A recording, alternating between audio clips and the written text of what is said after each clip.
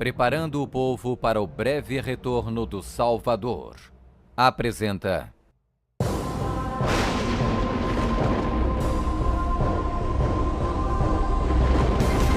Quem é a besta citada no livro do Apocalipse?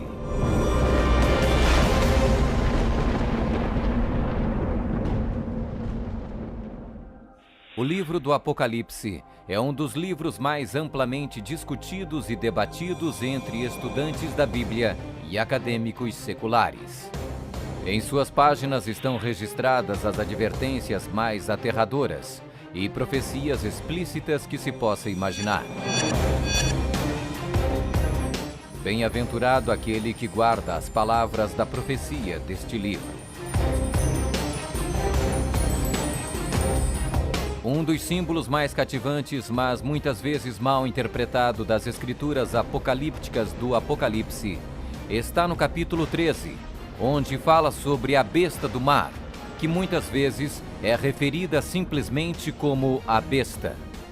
Durante séculos, muitas pessoas têm incessantemente especulado qual a identidade da besta. A Bíblia, no entanto, é o seu próprio intérprete.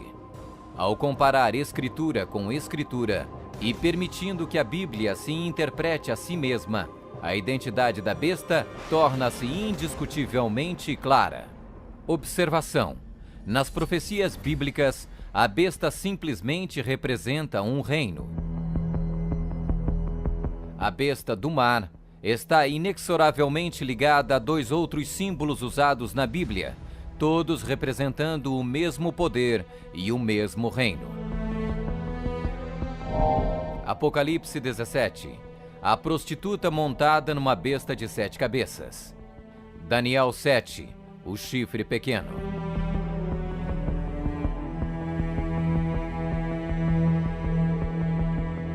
Quando comparamos Escritura com Escritura, a identidade deste poder anticristo torna inevitavelmente óbvio. 15. Características que identificam o poder da besta.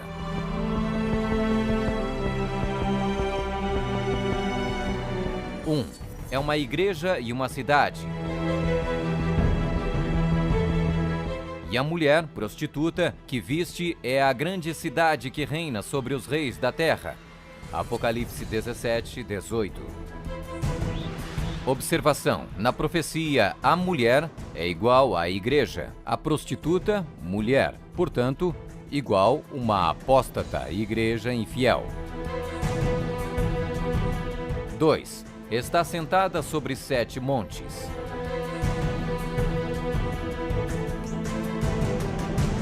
Aqui está a mente que tem sabedoria. As 7 cabeças são 7 montes, sobre os quais se senta a mulher. Apocalipse 17, 9.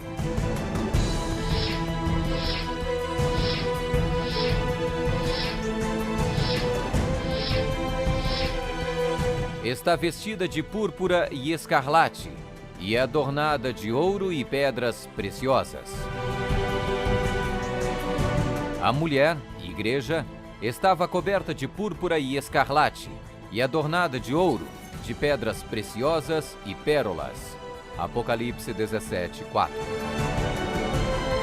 4. Exerce poder sobre todos os habitantes da terra. Também foi-lhe dada autoridade sobre toda a tribo, povo, língua e nação. 5. Surgiu de uma área densamente povoada, com uma diversidade cultural. Também disse-me: as águas que viste, onde a prostituta se senta, são povos, multidões, nações e línguas. 6. Completamente erradicou 3 reinos quando subiu ao poder. Atentando nesses chifres, reparei que nascia de entre eles um outro mais pequeno, e que na sequência disso, 3 outros foram arrancados, com a raiz e tudo, para lhe deixar espaço. Observação: na profecia, o chifre igual um rei, reino. 7. Faz guerra com os santos. Vi a mulher embriagada com o sangue dos santos e com o sangue dos mártires de Jesus.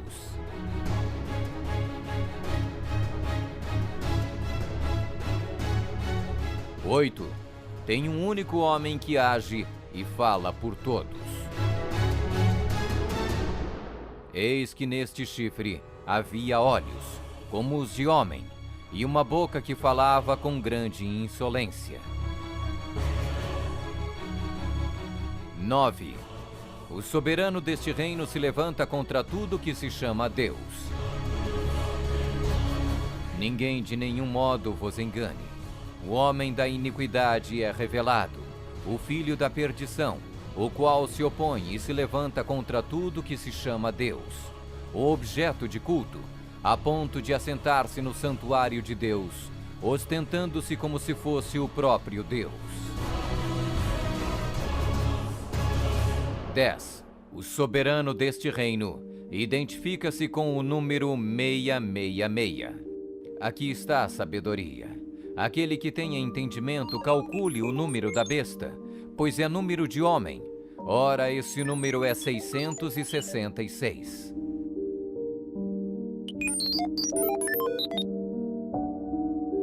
11. Fala arrogâncias e blasfêmias. Foi-lhe dada uma boca que proferia arrogâncias e blasfêmias. 12. Tentou mudar o calendário e a lei de Deus. E cuidará em mudar os tempos e a lei.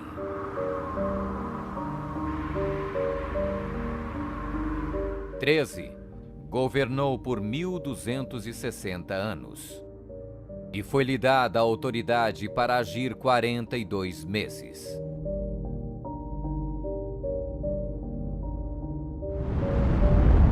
Observação: um dia profético igual um ano literal. Ano lunar, 354 dias. Ano solar, 365 dias. Ano bíblico lunisolar, uma média de 360 dias. 42 meses, igual 3,5 anos, igual 1260 dias. 1260 dias proféticos, igual 1260 anos. 14. Sua autoridade foi destituída por um poder civil e foi tomada em cativeiro. Se alguém leva para cativeiro vai. Se alguém matar à espada, necessário é que seja morto à espada. Observação: a espada aqui indica o poder civil. 15. Foi mortalmente ferida, mas acabará por se recuperar. Então vi uma dessas cabeças como golpeada de morte. Mas essa ferida mortal foi curada, e toda a terra se maravilhou, seguindo a besta.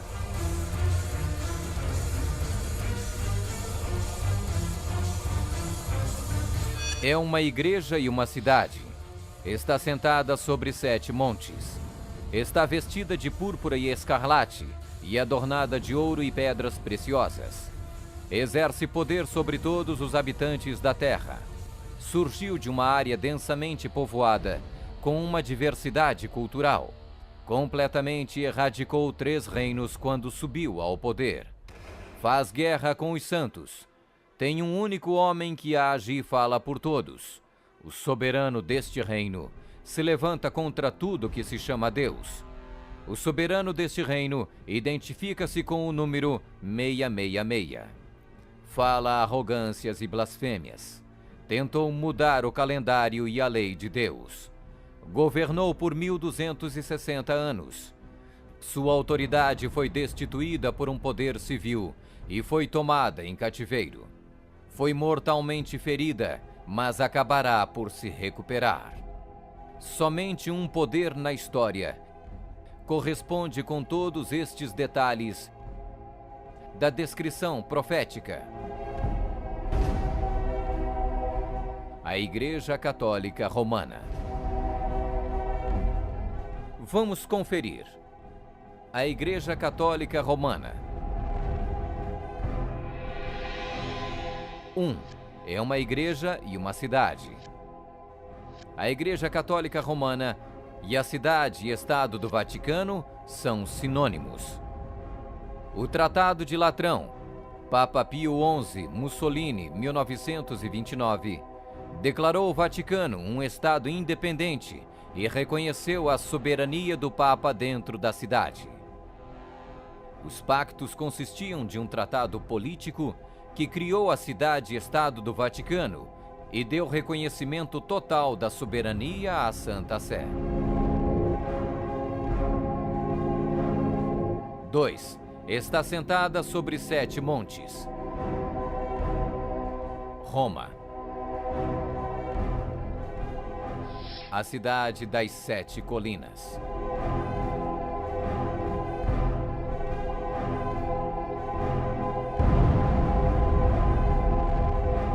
Palatino, o Capitólio, o Aventino, Célio, Esquilino, o Viminale, Quirinale.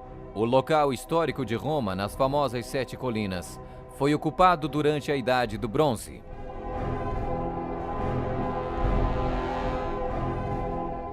Três. Está vestida de púrpura e escarlate e adornada de ouro e pedras preciosas. A cor para os bispos e outros prelados é púrpura, para os cardeais é escarlate. A cruz peitoral deve ser feita de ouro e decorada com pedras preciosas. Observação: havia 4 cores determinadas por Deus para serem usadas pelos sumos sacerdotes: ouro, azul, púrpura e carmesim. Disse o Senhor a Moisés: fala aos filhos de Israel e diz-lhes que nos cantos das suas vestes façam borlas pelas suas gerações, e as borlas em cada canto presas por um cordão azul. E as borlas vos serão, para vendo-as, vos lembreis de todos os mandamentos do Senhor, e os cumprais. E não seguirei os desejos do vosso coração, nem os dos vossos olhos, após os quais andais adulterando, para que vos lembreis de todos os meus mandamentos e os cumprais, e santos sereis a vosso Deus. 4. Exerce autoridade sobre todos os habitantes da terra. Nós definimos que a Santa Sé Apostólica e o Pontífice Romano têm a supremacia sobre todo o mundo, sobre o qual não existe autoridade superior. O Papa Gregório se declara como direto herdeiro da comissão ilimitada sobre todas as almas. 5. Surgiu de uma área densamente povoada com uma diversidade cultural. A Igreja-Estado Católica Romana surgiu do meio de 10 tribos, monarquias originais da Europa. Anglo-saxões, Inglaterra; germanos, Alemanha; visigodos, Espanha; francos, França; lombardos, Itália; burgundos, Suíça; suevos, Portugal; érulos; ostrogodos; vândalos;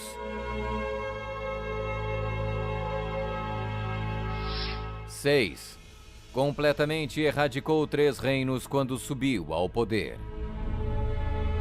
A história registra que o Papado de Roma eliminou 3 das 10 originais tribos da Europa: os vândalos, 454 d.C., os érulos, 493 d.C., os ostrogodos, 538 d.C.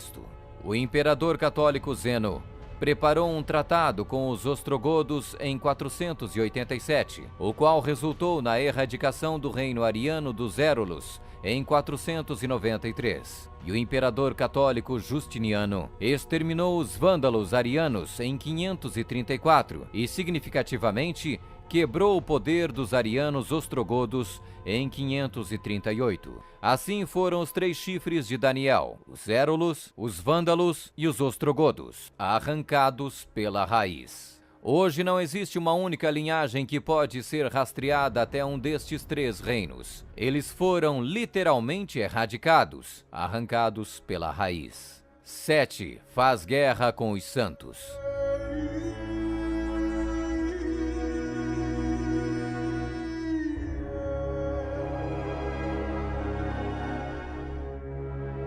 Que a Igreja de Roma derramou mais sangue inocente do que qualquer outra instituição que tenha existido na humanidade não será colocada em dúvida por nenhum protestante que possua bons conhecimentos de história.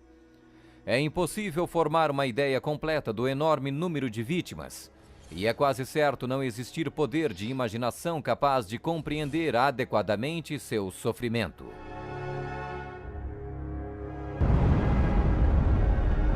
8. Tem um único homem que age e fala por todos. O Papa é o único porta-voz de toda a Igreja Romana.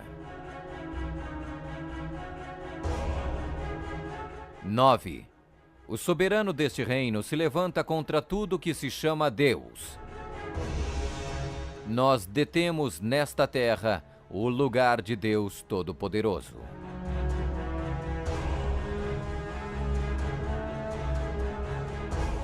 10.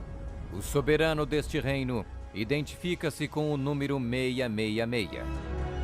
A tríplice coroa do Papa tem a inscrição Vicarius Filii Dei, que em latim significa o vigário do Filho de Deus. O valor numérico do título blasfêmico é 666.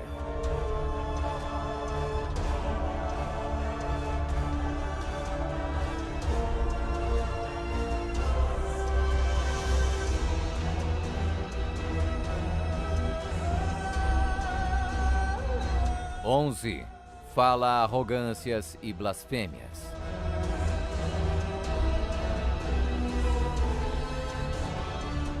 A Sagrada Escritura define blasfêmia como 1. Afirmam ser Deus na terra. O Papa não é apenas o representante de Jesus Cristo, mas ele é Jesus Cristo, ele mesmo oculto sob o véu da carne. 2. Afirma o poder de perdoar pecados. Esta autoridade judicial irá até mesmo incluir o poder de perdoar pecados. 3. Perseguir o povo do Altíssimo em nome do Altíssimo. Devemos classificar a Inquisição como uma das manchas mais negras dos registros da humanidade. Alguns historiadores estimam que mais de 100 milhões de pessoas foram mortas pela Igreja Romana durante a Inquisição. Sob um véu de cristianismo, a besta perseguiu e matou os verdadeiros seguidores de Deus e outros que não conformaram com suas regras. 12. Tentou mudar o calendário e a lei de Deus. O Papa é de tão grande autoridade e poder que pode modificar, explicar ou interpretar mesmo as leis divinas. O domingo é uma instituição católica e sua pretensão de observância pode ser defendida somente em princípios católicos.